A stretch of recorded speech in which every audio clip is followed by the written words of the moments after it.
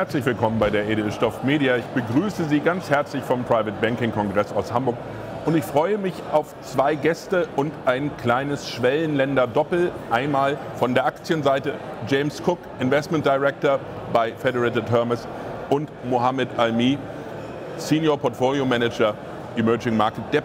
Ich habe also einen Aktienspezialisten und einen Rentenspezialisten und wir unterhalten uns über die Herausforderungen der Emerging Markets.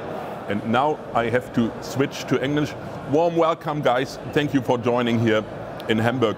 Thank you for having us. Thank you. James, starting with you as the equity guy, in which emerging markets do you see higher inflows right now to your funds through the China Plus One strategy?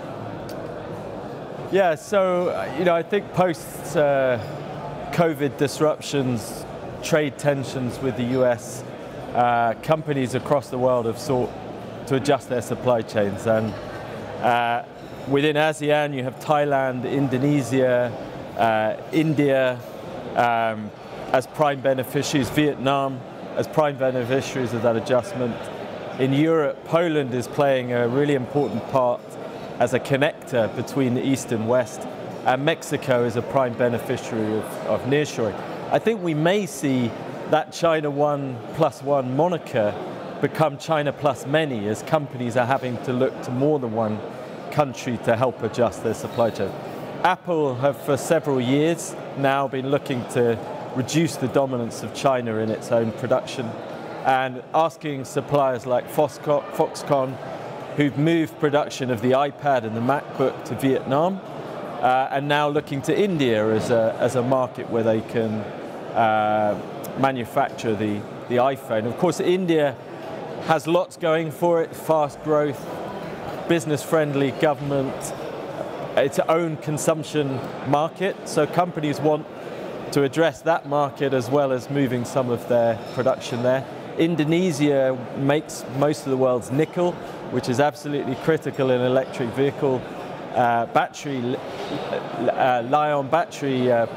lithium-ion battery production. And Indonesia wants to be a real part of that EV supply chain.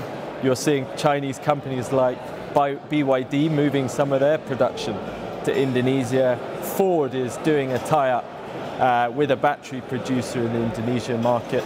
And of course, Mexico, given its proximity to the US, is a prime beneficiary of some of the US industrial policy, the CHIPS Act and the Inflation Reduction Act. And within this scenario, which market sectors are particularly promising in the emerging markets?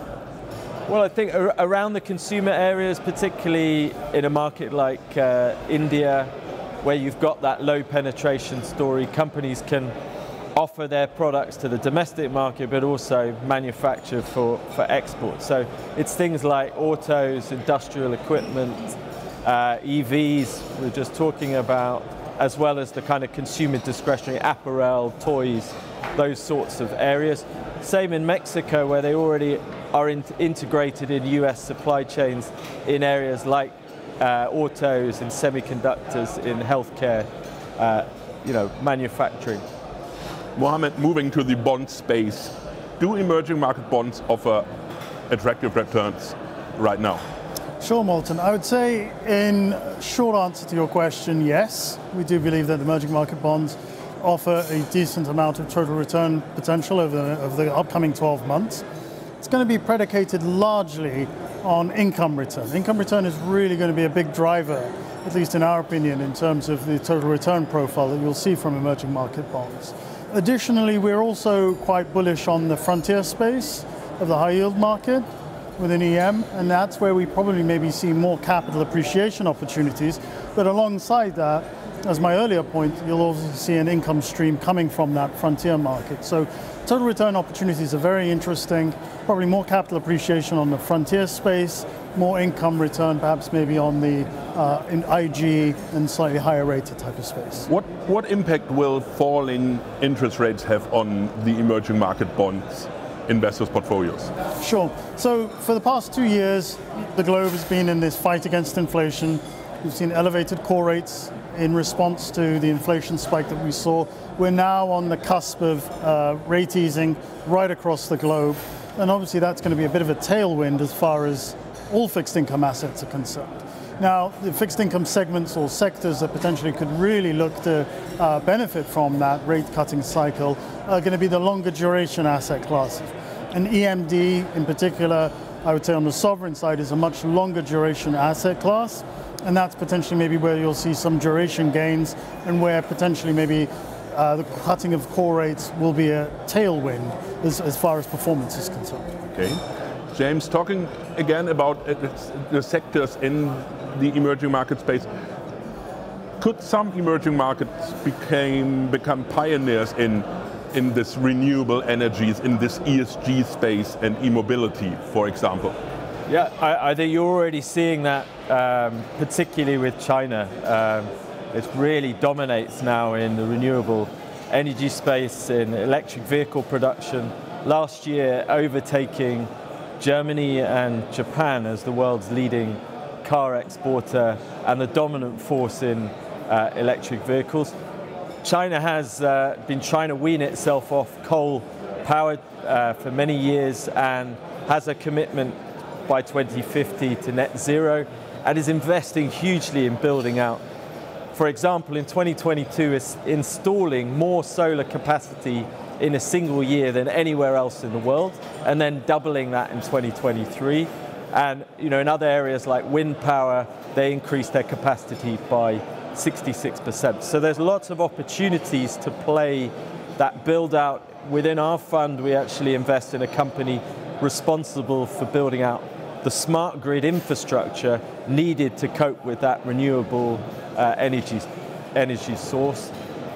In Brazil, we own a company called Welche that make transmission distribution equipment that are benefiting from the electrification trends. And of course, copper is absolutely critical to electrification, and emerging markets in countries like Chile and Peru are the dominant source of copper. And again, we can play through those kind of investment opportunities. James, when it comes to investing, should investors invest actively or passively in the emerging markets? Well, I